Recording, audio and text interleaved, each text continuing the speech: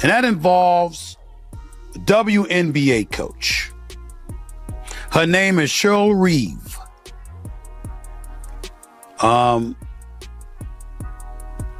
She's a coach in the WNBA. She is the coach of the Minnesota Lynx. And during this weekend, in a game against the Indiana Fever, she was seen wearing a trans kid belong. Buddy, stop whatever you're doing right now. Turn your volume all the way up and pay close attention, because the WNBA is reportedly facing one of its most intense controversies yet. What unfolded has sparked massive debate across the basketball world. A prominent sports media personality delivered a blistering on-air critique that quickly spread across social media, creating a wave of reactions throughout the league. Many fans believe this wasn't just another disagreement. It was a direct challenge to the issues surrounding professional basketball and the way recent controversies have been handled. Amid the growing attention, reports and online speculation claim that Caitlin Clark became deeply frustrated with the situation and confronted league officials regarding the ongoing drama. Although these claims remain unverified, they fueled even more discussion across the basketball community. For weeks, the spotlight has remained on the controversy involving Indiana Fever guard Sophie Cunningham. Fans have witnessed heated debates, passionate reactions, and an increasingly tense atmosphere surrounding the league. Instead of seeing the situation calm down, the conversation only seemed to grow louder. The center of the criticism was Minnesota Lynx head coach Cheryl Reeve, who some commentators accused of adding to the controversy rather than easing tensions. Stephen A. Smith publicly criticized Reeve in a widely shared segment, with headlines that immediately grabbed the attention of basketball fans everywhere. However, that was only the beginning. As the media scrutiny intensified, online reports claimed that Caitlin Clark stepped into the spotlight, publicly supported her teammate Sophie Cunningham, challenged what critics described as Cheryl Reeve's approach, and allegedly called for disciplinary action from the WNBA. While those reports generated enormous discussion online, they have not been officially confirmed by the league. A male, born a male, transitioning to female, and think that you should have the right to compete with women. Not in basketball, not in football, not in boxing, not in the UFC. Hell, not even in tennis. It's an aberration when you find somebody like a Serena Williams serving 120 miles, 25 miles an hour. That's ordinary for Jokic or Djokovic. That's ordinary for Sinner. That's ordinary for Alcaraz.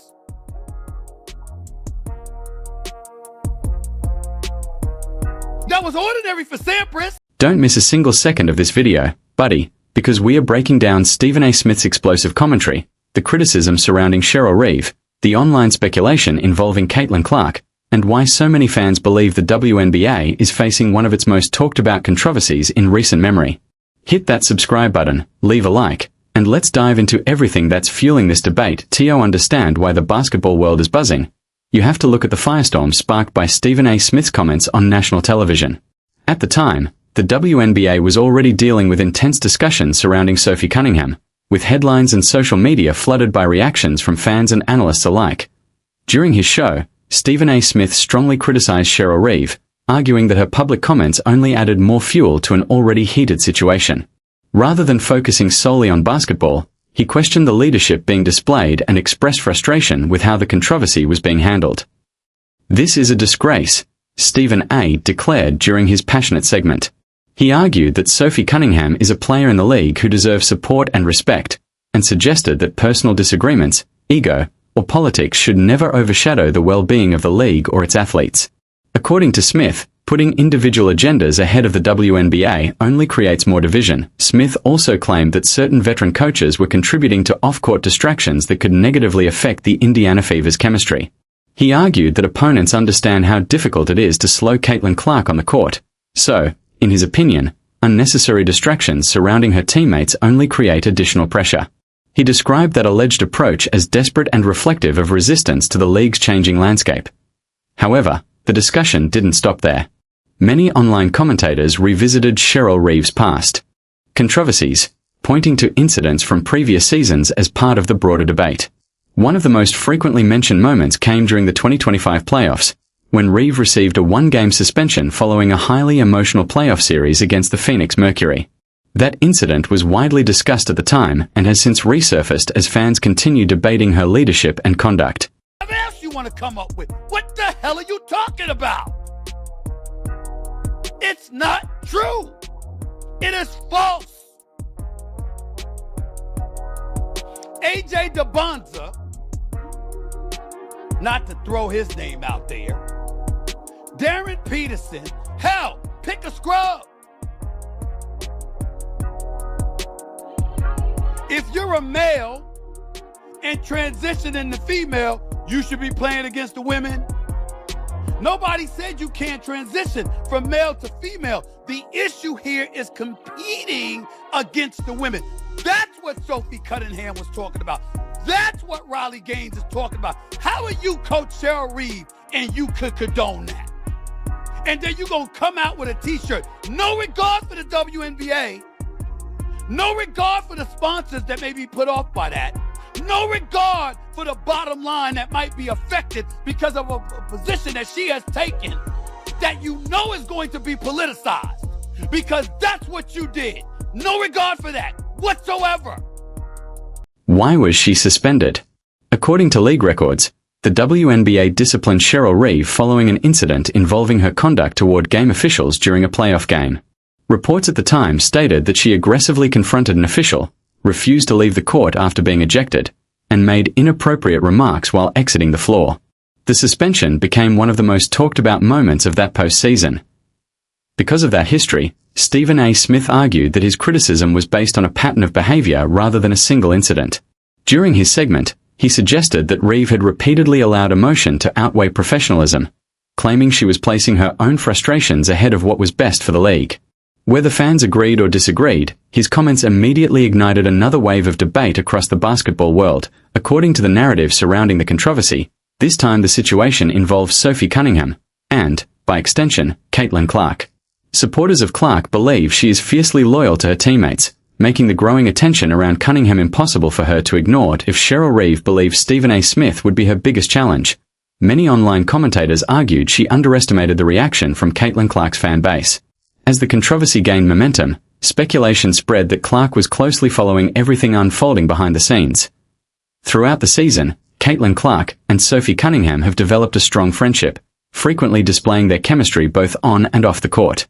Their playful interactions during pre-game warm-ups have often gone viral, including moments where they laughed, joked, and celebrated together, highlighting the close bond they appear to share as teammates. As criticism surrounding Cunningham intensified, supporters expected Clark to defend her teammate. Rather than remaining silent, rumors and online reports claimed that Clark Privatel voiced her concerns to league officials. Those reports alleged that she urged the WNBA to address the situation and hold everyone involved accountable. While these claims generated widespread discussion across social media, they have not been officially confirmed by the league or by Clark herself. When the hell did that happen? When did that pop up? Did it pop up after she posted that graphic from Evelyn about going rogue on her Instagram and Caitlin Clark commented on it? Is that when this happened? Indiana Fever? Everybody knows that you guys are attempting to punish Sophie Cunningham. We all know it. We all see it. This is ridiculous. Look at the first comment, Evelyn. You guys are a clown organization. Here it says, Sophie hurt her elbow writing this for Stephanie White, didn't she? This is what Sophie Cunningham had. I will not pass to Caitlin again. I will not pass to Caitlin Clark again. This is what they forced Sophie Cunningham to do. Okay, that's how she hurt her elbow. CDS Sports, go rogue, win game, end up on injury report. Beatings will continue until morale improves. This is ridiculous, guys. This is ridiculous. Everybody knows this is clearly punishment for Sophie Cunningham. Chloe Peterson was the first to report on it. She said, Sophie Cunningham is questionable with a right elbow injury for tomorrow's game. She participated in the portion of practice open to the media this morning. Okay.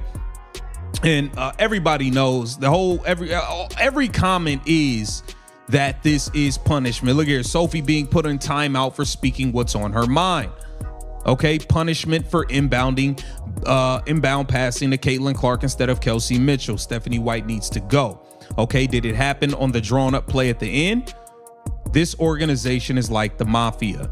So everyone knows, it's clear as day that this is punishment for Sophie Cunningham.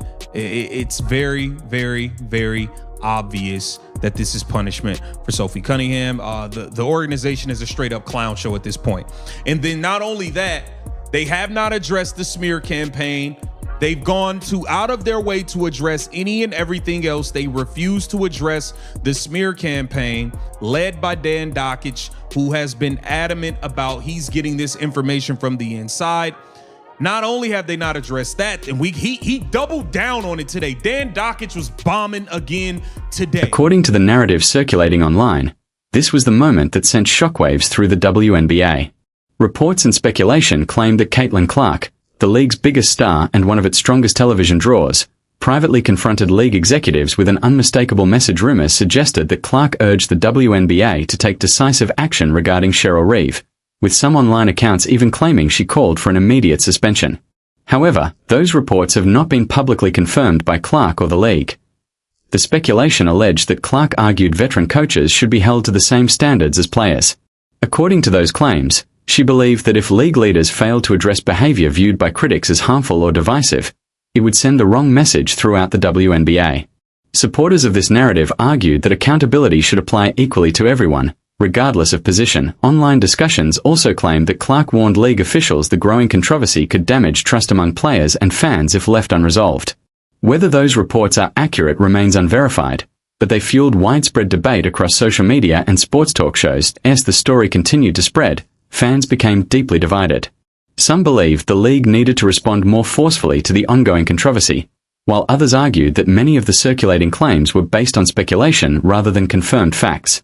Either way, the discussion once again placed the WNBA at the center of the basketball world's attention. And there are some things that, we have in common and maybe some things you differ on, just like any issues.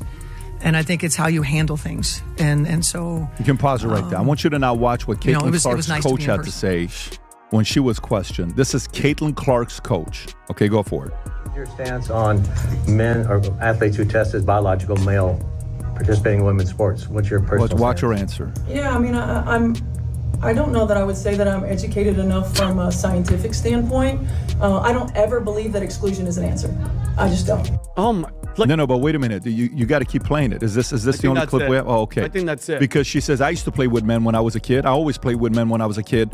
And she answers the question like, I'm not a scientist. I'm not this. I'm not that. And then the game's being played yesterday. Sophie Cunningham gets hit in the face by an elbow that pretty much almost like massive foul. They called the foul on her. I don't even know if we can even play this clip or not. If you can see it, but right there, elbowed in the face. Look at that. Right, do it again. Whose on the fault elbow. is that? Elbow in the face like that, and guess who got the foul? She got the foul, not the girl that went through this. So, Vinny, again, every time you think common sense is making a comeback, they do something like this. How do you react to this story? And I know Adam's been very passionate about it. And every time Adam was like, I was kind of like in my head, like, give him a chance. I mean this from the bottom of my heart. I think it's time to get rid of the WNBA, period, full stop, and I'm dead serious. Okay, I'm sick and tired of them using this. No, Adam, I'm dead serious. Like, they're hemorrhaging money every single year. Every year, how much money they're losing? To $40 million, and they keep it afloat. And I'm sick and tired of this nonsense, this trans nonsense that keeps coming up. Right when you think it's over, it keeps coming back up like a resurfacing like a damn submarine. And in regard to her shirt, trans kids belong where? In the opposite sex bathroom, or in a clinic getting injected with puberty blockers or their breasts getting taken off. You know where trans kids belong? In therapy. Okay, they belong in therapy to find out what happened. Okay, how did you get to this mindset? Who talked to you? Were you on TikTok? Okay, were you talking? Who was influencing you to try to make you feel the way that you do? Okay, that's what we need when it comes to these trans kids, and they belong. Okay, the last thing. Many fans believe that if the WNBA were to suspend a veteran coach such as Cheryl Reeve again, it would create significant division throughout the league. Some argue it could deepen the split between longtime basketball figures and those calling for greater accountability, while others believe the league simply needs to apply its rules consistently. Either way, the spotlight remains firmly on the WNBA as fans wait to see what happens next. Now it's your turn, buddy. I want to hear exactly what you think. Drop your honest opinion in the comments below. Do you agree with Stephen A. Smith's criticism of Cheryl Reeve? Or do you think he went too far? And do you believe the WNBA should take further action, or should the league move on from the controversy? Let your voice be heard in the comments. If you enjoyed this video, smash that like button, subscribe to the channel, and turn on notifications so you never miss the latest WNBA news, analysis, and breaking stories. Share this video with other basketball fans, and I'll see you in the next one, buddy.